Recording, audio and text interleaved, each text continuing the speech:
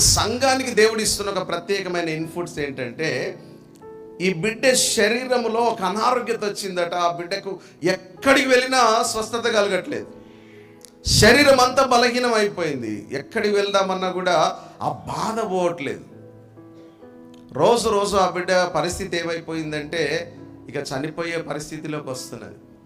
అప్పుడు యేసు ప్రభు ఇదే ప్రాంతం నుంచి వెళ్ళి ఒక ప్రాంతంలో ఉన్నాడని తెలవగానే ఈమె ఏం చేసిందంటే బిడ్డను అక్కడ విడిచిపెట్టి ఎవరిని వెంబడించింది?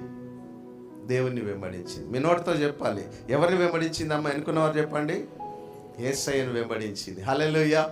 ఇప్పుడు ఆమె సమస్యను అక్కడ పెట్టేసింది.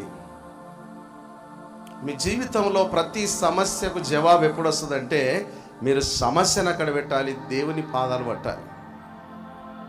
ఇప్పుడు ఆమె ఏం చేసింది? స్త్రీ అంటే సంఘము.